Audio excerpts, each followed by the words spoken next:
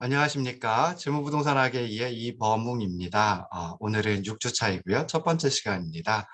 어, 먼저 그 과제물부터 말씀드려야 될 텐데요. 10월 10일까지 첫 번째 과제물 제출하셔야 됩니다. 그래서 과제물 설명 지난주에 잠깐 드렸었고요. 그래서 그거 보시고 그다음에 공지사항 보시고 과제물 작성하셔가지고 10월 10일까지 꼭 제출하시기 바랍니다.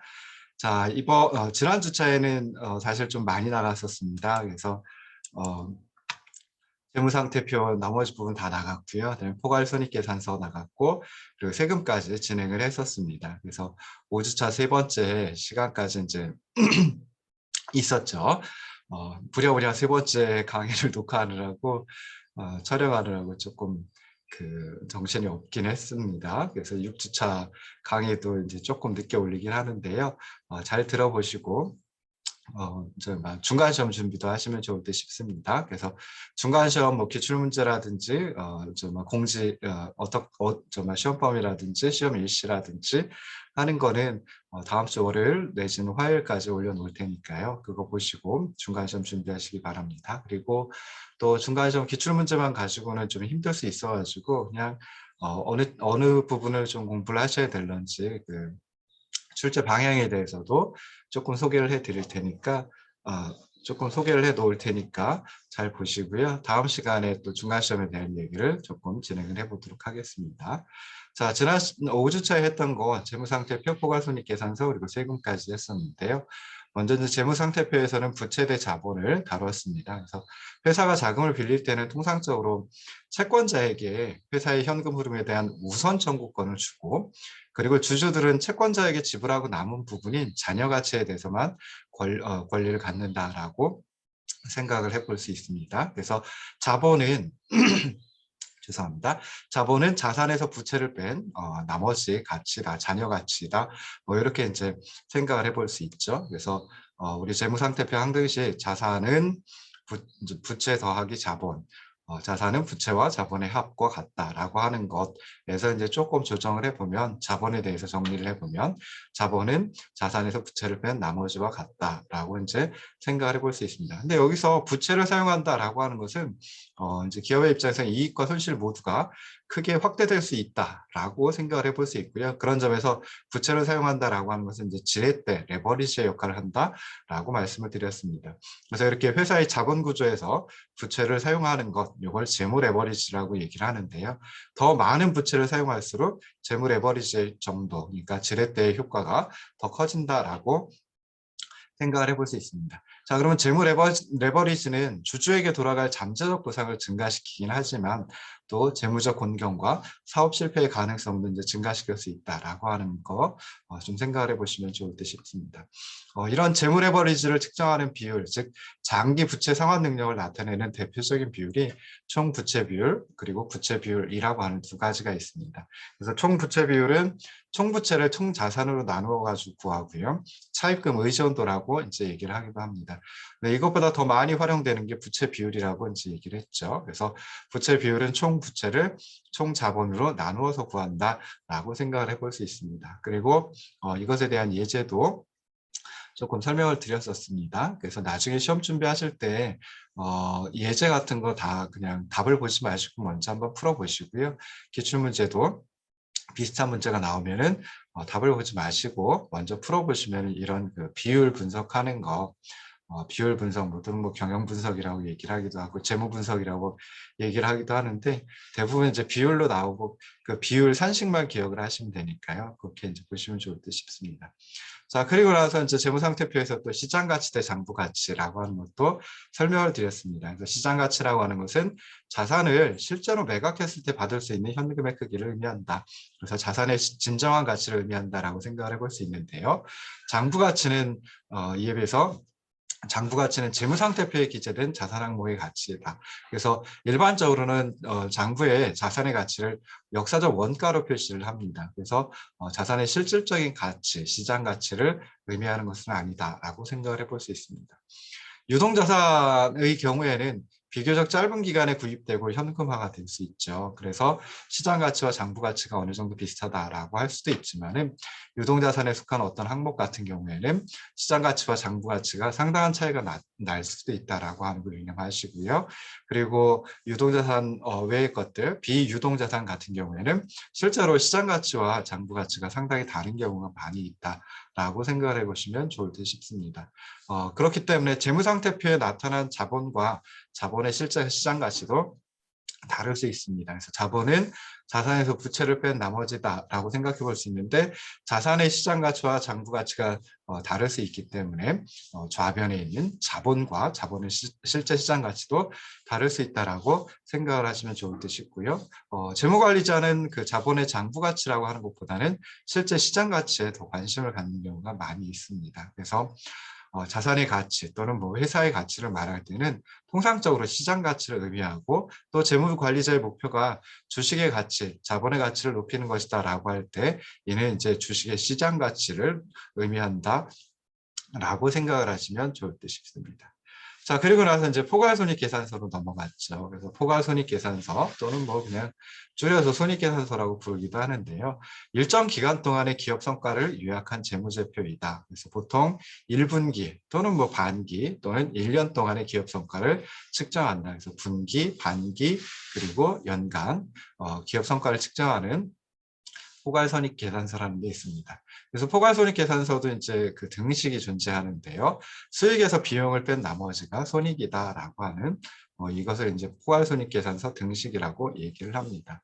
그래서 제일 먼저 이제 수익이 나오는데요. 좌변에 그 포괄손익계산서 등식 수익 마이너스 비용은 손익이다라고 해서 좌변의 첫 번째 항목이 수익이죠. 그래서 수익은 자산의 유입이나 증가 또는 부채의 감소에 따라서 결과적으로 자본의 증가를 초래하는 특정 회계기간 동안에 발생한 미래의 경제적 효익의 증가를 의미한다라고 생각을 하시면 좋을 듯 싶습니다.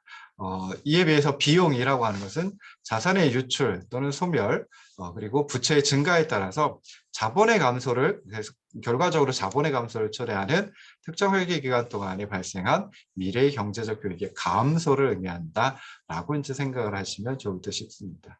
그래서 포괄손익계산서 작성할 때는 보통 회사의 주 사업이 있으면 그 주 사업으로부터 발생하는 수익과 비용을 제일 먼저 기재하고요. 그 다음에 이자 비용과 같은 금융지출 그 다음에 기재를 하고 법인세 비용을 별도로 기재를 합니다. 그리고 가장 마지막 항목으로 당기순이익을 기재한다라고 생각을 하시면 좋을 듯 싶습니다. 자, 그럼 이런 손익계산서 기재하고 손익계산서를 검토하겠죠. 그럴 때 재무관리자는 일반적으로 인정된 회계원칙 GAAP라고 하는 것하고요. 그리고 현금과 비현금 항목, 시간과 비용 이 세 가지를 좀 고려를 해야 됩니다. 그래서 제일 먼저 이제 GAAP 일반적으로 인정된 회계원칙이라고 하는 것은 재무제표를 작성하고 배포하는 데 준수해야 하는 모든 개념과 상세한 실무를 의미합니다. 우리나라는 그 일반적으로 인정된 회계 원칙으로 즉 GAAP로 한국재택국제회계기준 KIFRS라고 하는 것을 활용을 하고 있습니다. 그래서 이 GAAP 가지고 손익계산서 검토할 때 그때 이제 유의해야 될 게 한 두 가지 정도 있지요. 그래서 요 일반적으로 인정된 회계원칙에 의해 작성된 포괄손익계산서는 수익이 발생하였을 때 수익을 기록할 뿐 현금이 들어왔을 때 기록하는 것은 아니다. 그래서 물론 뭐 현금이 들어왔을 때 기록하는 경우도 많이 있죠. 그렇긴 하지만 꼭 현금이 들어왔을 때만 기록하는 것이 현금이 들어왔을 때 기록하는 것이 아니라 수익이 발생하면 그때 수익을 기록한다라고 생각을 하시면 좋을 듯 싶습니다. 그래서 두 가지 원칙 설명드렸는데요. 하나는 발생주의 원칙, 그리고 두 번째는 수익 비용 대응의 원칙이라고 하는 것이 있습니다. 그래서 발생주의 원칙은 이익 과정이 실제로 이제 완료가 되고요. 그리고 상품과 용역의 교환 가치가 알려지거나 확실히 결정되었을 때 수익으로 인식하는 원칙을 의미합니다. 그래서 일반적으로 수익은 판매 시점에 인식이 되고요. 그래서 이제 손익계산서에 기재를 하고요. 현금이 회수된 시점하고 동일할 필요는 없다라고 하는 거 기억하시기 바랍니다. 두 번째 수익비용 대응의 원칙은 먼저 수익을 인식하고 그리고 제품을 생산하는 데 들어간 비용을 그 수익 인식한 수익에 대응시키는 원칙을 의미합니다. 그래서 예를 들어서 상품을 생산해 가지고 외상으로 판매했다라고 하면 수익은 이제 판매 시점에 인식이 되는 거죠. 그리고 제품 판매와 관련된 생산이나 비용들도 마찬가지로 그 시점에 인식을 합니다. 근데 실제 현금 유입이라고 하는 거, 이거는 이제 외상으로 판매를 했으니까 바로 그러니까 수익을 인식하고 그리고 나서 현금이 그 기업으로 유입되느냐, 그건 아니죠. 나중에 외상으로 판매를 했으니까 외상을 갚았을 때 그때 현금 유입이 일어난다라고 생각해 볼 수 있습니다. 그래서 이렇게 수익으로 인식한 시점하고 그리고 실제 현금 유입이 일어난 시점하고 이것은 다를 수 있다. 또 마찬가지로 비용으로 인식한 시점하고 현금 유출이 일어난 시점은 좀 다를 수 있다라고 하는 거 생각을 해보시면 좋을 듯 싶습니다. 자, 두 번째는 이제 비현금 항목이 존재한다라고 하는 것입니다. 그래서 회계적 수익과 현금 흐름이 다를 수밖에 없는데요. 뭐 뒤에 이제 현금 흐름을 어떻게 산정을 할런지 이번 주차 6주차 이제 강의를 해드릴 텐데 죄송합니다. 회계적 수익과 현금 흐름이 다른 주된 원인은 포괄손익계산서에 비현금 항목이 포함되어 있기 때문입니다. 그래서 비현금 항목 그러면 가장 대표적인 게 이제 감가상각비인데요. 그러니까 이런 감가상각비와 같이 현금 흐름에 직접 영향을 주지 않는 수익에 대해 부과하는 비용을 의미합니다. 그래서 먼저 감가상각비 다루려면 이제 감가상각이라는 게 뭔지 생각을 해보셔야 될 텐데, 감가상각은 시간이 경과함에 따라 노후되는 설비의 원가에 대해 사용기간 등에 의한 물리적 그리고 경제적 가치 하락의 가치의 하락분, 감소분, 그것을 갖다 이제 감가상각이라고 얘기를 합니다. 그러면 이 감가상각에 의해 계산된 비용, 그것을 갖다 이제 감가상각비라고 얘기를 하죠. 그래서 수익 비용 대응의 원칙을 적용해서 이 감가상각비도 비용으로 이제 계산을 한다라고 생각을 해볼 수 있습니다. 자, 그런데 시장 가치를 합리적으로 추정하기 위해서는 실제로 현금 유입 그리고 현금 유출이 발생한 시점이 매우 중요하죠. 그렇기 때문에 이런 감가상각비와 같은 비현금적 회계 기재 사항으로부터 좀 현금 흐름을 분리시키는 방법을 알아야지 한다라고 생각해 볼 수 있습니다. 자, 세 번째는 이제 시간과 비용입니다. 그래서 재무관리자 입장에서는 단기, 장기 비용이라고 하는 게 이제 좀 구분할 필요가 있습니다. 그래서 어떤 것이 고정 비용이고 어떤 것이 가변 비용인지 구분하는 게 좀 중요할 수 있는데요.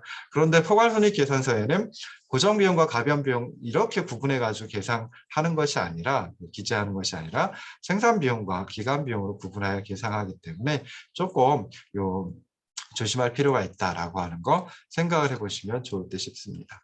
자, 그리고 마지막 이제 5주차 세 번째 시간에 세금을 다뤘었죠. 세금이라고 하는 건 실제로 세금만 다루는 그런 학문들도 있습니다. 그래서 우리 세무학이라고 하는 거 죄송합니다.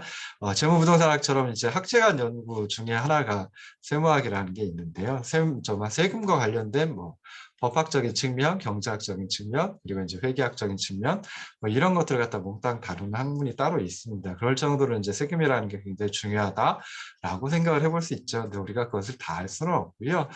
기업의 입장에서 세금이라는 게 어떤 의미인지 살펴보고, 그다음에 이제 기업이 납부해야 되는 세금, 법인세, 주식회사 같은 경우에는 이제 법인세를 갖다가 납부를 하죠. 그래서 법인세에 대해서 주로 이제 살펴보도록 하겠습니다. 자, 그래서 세금은 기업의 입장에서는 현금 유출이 됩니다. 그래서 그것도 현금 유출 중에 이제 가장 큰 규모의 현금 유출 중에 하나이다라고 생각을 해볼 수 있어요. 자, 그러면은 일반적으로 세액은 어떻게 산정을 하느냐라고 했을 때 과세 표준, 그러니까 과표라고 불리는 놈하고 그 다음에 세율의 곱으로 산정을 합니다. 그래서 과표 곱하기 세율 이렇게 이제 산정을 하는데요. 이렇게 이제 간단하게 산정을 할 수 있는 거, 부가가치세 같은 경우에는 이렇게 이제 간단한 구조로 되어 있긴 합니다. 근데 법인세의 세율 구조는 조금 복잡합니다. 일단 법인세는 각 사업연도의 소득, 그리고 토지 등의 양도소득, 미환류소득, 청산소득 등에 대하여 부과하고 있습니다. 네, 이 중에 이제 각 사업연도 소득에 대한 법인세 같은 경우에는 세율 구조가 4단계 초과 누진 세율 구조로 되어 있습니다. 그래서 2억 원 이하일 때는 10%가 적용되고요. 2억 원 초과 200억 원 이하일 때는 20%가 적용이 되고 200억 원 초과해서 3천억 원 이하일 때는 22%가 적용되고 3천억 원을 초과할 때는 25%가 적용된다라고 하는 거 기억하시면 좋을 듯 싶고요. 그리고 여기다 이제 세액 계산할 때 필요한 게 누진공제액이라고 하는 것도 있죠. 그래서 누진공제액도 이제 기억을 해두시면 좋을 듯 싶습니다. 그래서 2억 원 이하에 대해서는 10% 세율 적용되면서 누진공제액은 없습니다. 그리고 2억 원 초과 200억 원 이하이다라고 하면 그 전체에 대해서 전체 과표에 대해서 20% 세율을 적용하고 거기서 누진공제액 2천만 원을 빼주면 이제 세액을 계산할 수 있습니다. 그리고 세 번째, 200억 원 초과해서 3천억 원 이하 라고 하면 그때는 그 전체 과표에 대해서 과세 표준이 200억 원 초과 3천억 원 이하이다라고 하면 그 전체 과표에 대해서 22%의 세율을 적용하고요. 곱해주고요. 그리고 4억 2천만 원의 누진공제액을 차감해 주면 됩니다. 그리고 3천억 원을 초과한다. 과세 표준에 3천억 원을 초과한다라고 하면 그 전체 과표에 대해서 25%의 세율을 적용하고요. 곱해주고요.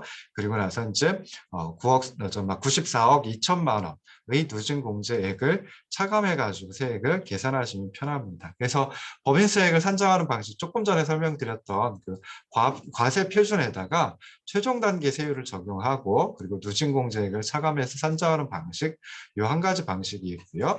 두 번째 방식은 과표 단계별로 세율을 적용해가지고 산정하는 방식이 있습니다. 그래서 과표가 2억 원, 2억 원 이하이다라고 하면 그때 세액은 과표 곱하기 10% 이렇게 산정하고요.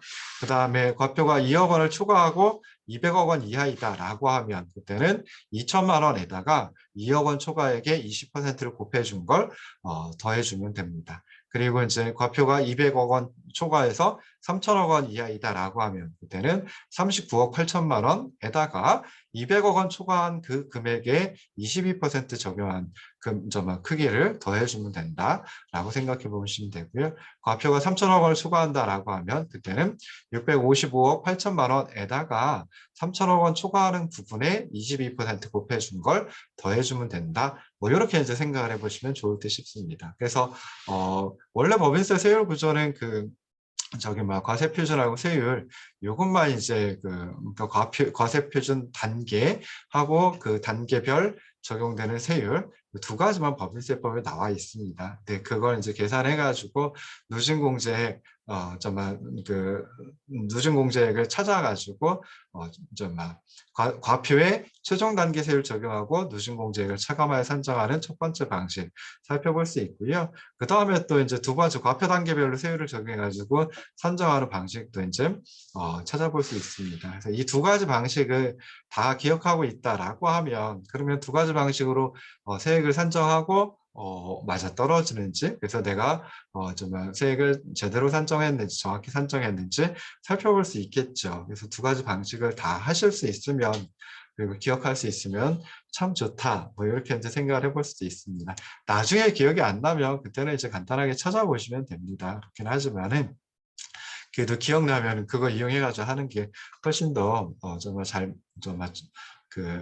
정말 좋을 수도 있겠죠. 그래서 그런 걸 이제 생각해 보시면 좋을 듯 싶고요. 자, 그 다음에 이제 세금하고 관련해서 이제 평균세율 그리고 한계세율 이 두 가지 이제 개념이 나옵니다. 그래서 평균세율은 세액을 과세 표준으로 나눈 비율이다라고 생각하시면 되고요.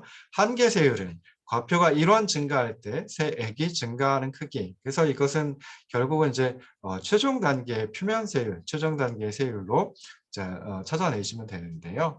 기업의 입장에서는 그 재무 의사 결정할 때 평균세율보다 한계세율이 더 중요하다라고 생각해 볼 수 있습니다. 왜 그러냐면은 새로운 현금 흐름이 발생한다라고 하면 그것에 대해서 적용되는 세율은 한계세율이다라고 생각해 볼 수 있어요. 그래서 그 한계세율이 얼마인지 그러니까 최종 과표가 단계별로 돼 있잖아요. 구간으로 돼 있는데요.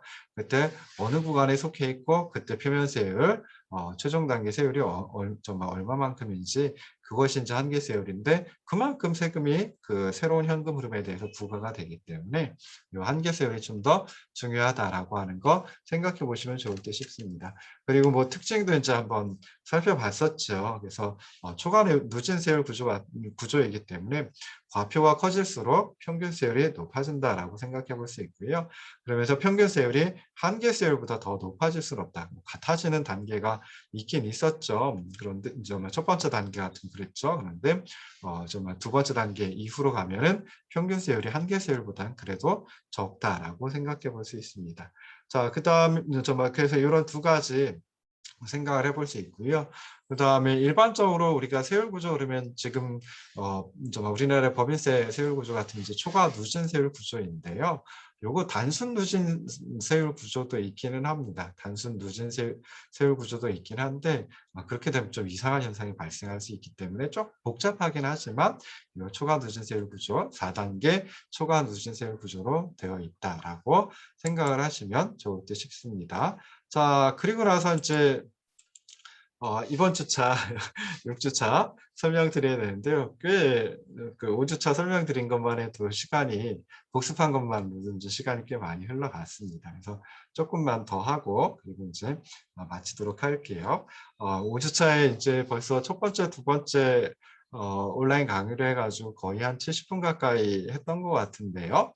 근데 그 뒤에 또 25분짜리 동영상 하나를 갖다 새로 했으니까 거의 뭐 95분, 100분 가까이 됐습니다. 그래서 조금 그 진이 빠지셨을 것 같기도 해요. 그래서 이번 시간에는 그 조금 천천히 나가 보도록 하겠습니다. 자, 이번 시간에 해야 될 거 그동안은 그 저기 뭐야 PDF 파일 가지고 했는데요. 이번 시간에 새롭게 아래 한글 파일 공유해 놓고 해보도록 하겠습니다. 그래서 지금 보시면은 아래 한글 파일에 강의안이 이제 34쪽, 33쪽이죠. 손익계산서와 관련된 재무 비율 해가지고 마찬가지로 또 이제 비율 분석 들어갑니다. 그래서 지난 5주차에 그 재무 레버리지 비율이 있었죠. 또는 뭐 이제 저기 막 살펴봤었는데요. 그거 말고 이제 뭐 수익성 비율이라든지 활동성 비율이라든지 이 두 가지 것을 살펴보도록 하겠습니다. 그래서 우리가 이제 그 손익계산서와 관련된 비율 뭐 해가지고 이제 여러 가지 것들을 할 수 있습니다. 그러니까 재무상태표 그리고 손익계산서 가지고 여러 가지 비율들을 찾아낼 수 있고요. 그런 비율을 분석해가지고 기업의 경영성과 또는 뭐 재무성과 뭐 이런 것들을 갖다 이제 찾아볼 수 있습니다. 그것을 갖다가 그냥 비율만 가지고 분석한다라고 해서 비율 분석이라고 하기도 하고요. 그 다음에 또 뭐 그 자체가 이제 경영 분석이라고 또 얘기를 하기도 하고 재무 분석이라고 하기도 합니다. 그래서 우리가 두 번째로 살펴볼 거 여기서 이제 첫 번째로 나오지만 이제 수익성 비율입니다. 그래서 수익성 비율은 투자 자본에 대한 기업이 이제 자본을 투자를 하는데 그 투자한 자본에 대한 경영 성과의 정도 또는 비용을 보전하고 이익을 낼 수 있는 능력에 관한 비율을 수익성 비율이라고 얘기를 합니다. 이 수익성 비율은 경영자나 채권자, 투자자 모두 의사결정을 할 때 굉장히 중요한 정보로 활용을 한다라고 생각을 해볼 수 있어요. 그래서 경영자는 사업을 확장한다 또는 신규 사업 참여할 때 판단 기준으로 이 수익성 비율을 활용할 수 있고요. 채권자는 기업에게 자금을 빌려주죠. 그리고 자금을 돌려받아야 되는데, 즉 기업의 채무 상환이 이루어져야 되는데 기업의 채무 상환 능력이 어느 정도인지 판단하는 기준으로 수익성 비율을 많이 활용을 합니다. 투자자의 입장에서는 투자한 주식의 가치를 판단하는 기준으로 수익성 비율을 많이 이용하고요. 그다음에 종업원 또는 노동자들 같은 경우에는 임금 교섭의 기준으로다가 이 수익성 비율을 또 활용을 한다라고 생각을 해볼 수 있습니다. 그래서 수익성 비율은 두 가지, 총자산이익률 그리고 자기자본이익률 이 두 가지가 있습니다. 그래서 총자산이익률, Return on Asset, 앞자 따가지고 ROA라고 보통 표현을 하고요. 총자산 대비 이익을 측정하는 비율입니다. 그래서 간단하게 당기순이익을 총자산으로 나누어 가지고 구한다라고 생각을 해볼 수 있습니다. 자, 두 번째 수익성 비율이 이제 자기자본이익률이라고 하는 것이고요. 자기자본이익률은 영어로 Return on Equity 앞자 따가지고 ROE라고 이제 표현을 많이 합니다. 그리고 이 자기자본이익률 ROE는 굉장히 많이 수익성의 비율로 활용이 되고 있다라고 생각을 하시면 좋을 듯 싶어요. 그래서 자기자본이익률은 당연히 자기 자본에 대비한 이익이 어느 정도인지 측정하는 비율이고요. 당기순이익을 총 자본의 크기로 나누어 가지고 구한다라고 생각해 보시면 좋을 듯 싶습니다. 그래서 총 자산 이익률 ROA하고 그다음에 자기 자본 이익률 ROE가 이제 수익성을 평가하는 비율로 널리 활용이 되고 있습니다. 그렇긴 하지만 이 두 가지 수익성 평가 비율, 수익성 비율은 실제로 이제 손익계산서라고 하는 정말 재무제표에서 찾아낸 회계적 수익률이다라고 생각해 볼 수 있어요. 그래서 이것이 실제 수익률이냐 라고 하는 거니까 정말 실질적인 수익률이냐라고 하는 건 조금 의미가 다를 수 있다라고 생각해 보시면 좋을 듯 싶습니다. 그래서 우리가 보통 기업에 투자했을 때의 수익률하고 그리고 시중금리 예금을 들어둔다라고 했을 때 얻는 수익이 되죠. 그 다음에 투자자의 요구 수익률, 투자자가 투자하면서 이 정도 수익률은 올려야지 라고 생각하는 그 요구 수익률, 이것을 회계적 수익률인 총자산이익률 또는 자기자본이익률 하고 직접적으로 비교하는 것은 조금 정확하지는 않다. 그렇게 해가지고 투자를 할까 말까 결정을 한다든지 하는 것은 조금은 정말 적절하지 않다라고 생각을 해볼 수 있습니다. 자, 그리고 이제 또 생각해 볼 수 있는 게 자기자본이익률은 총자산이익률보다 높을 수밖에 없습니다. 그래서 여기 보시면 자기자본이익률 ROE하고 총자산이익률 ROA 둘 다 분자에는 당기순이익 똑같은 항목이 들어가 있어요. 그런데 자기자본이익률은 분모에 총자본이 들어가 있고요. 총자산이익률은 분모에 총자산이 들어가 있습니다. 총자산은 총자본 플러스 총부채이죠. 그러니까 자산은 부채 플러스 자본. 이게 재무상태표 항등식이었잖아요. 그러다 보니까 자산이 그러니까 부채가 0보다 크다라고 하면 그러면 당연히 자산이 자본보다 더 크다라고 생각해 볼 수 있습니다. 그래서 분모에 들어가 있는 자산이 또 정말 총자산 이익률의 분모에 들어가 있는 총자산이 자기자본이익률 구할 때 분모에 들어가 있는 총자본보다 더 크기 때문에 그러면 전체적인 크기는 어떻게 될까요? 자기자본이익률 분모가 더 적어요. 그러면은 전체적인 크기는 자기자본이익률이 더 크다. 이렇게 이제 생각을 해볼 수 있습니다. 그래서 이렇게 자기자본이익률 ROE가 총자산이익률 ROA보다 높은데 이것은 기업이 재무레버리지를 사용하고 있기 때문이다. 그러니까 부채를 사용하고 있기 때문이다. 라고 생각을 하시면 좋을 듯 싶습니다. 자, 그리고 자기자본이익률 ROE는 총자산이익률 ROA하고 그리고 자본승수의 곱으로 분해할 수 있습니다. 그래서 이것을 갖다가 듀퐁 항등식이라고 얘기를 또 하기도 해요. 그래서 여기서 또 다른 여러 가지 비율들을 갖다가 이제 찾아내기도 하고 그렇습니다. 그래서 여기서 이제 자본승수라고 하는 것은 총자산을 총자본으로 나누어서 구한 비율이다라고 생각을 하시면 좋을 듯 싶어요. 그래서 총자산이익률 여기에다가 그러니까 당기순이익을 총자산으로 나눠준 놈이 있죠. 근데 여기에다가 총자산을 총자본으로 나눠준 자본승수를 곱해준다라고 하면 총자산이 분자했고 총자본이 분모에 있는 그런 자본승수를 갖다가 곱해준다라고 하면 어떻게 되겠어요? 여기 분모에 있는 총자산하고 자본승수의 분자에 있는 총자산하고 날아가 버리고요. 그리고 남는 건 당기순이익을 총자본으로 나눠준 것, 자기자본이익률이 나오게 됩니다. 그래서 이걸 갖다가 듀퐁 항등식이라고 얘기를 합니다. 예제 풀어보는 게 남아있긴 한데요. 여기서 멈추고 두 번째 시간에 예제 풀어보는 것부터 진행하도록 하겠습니다.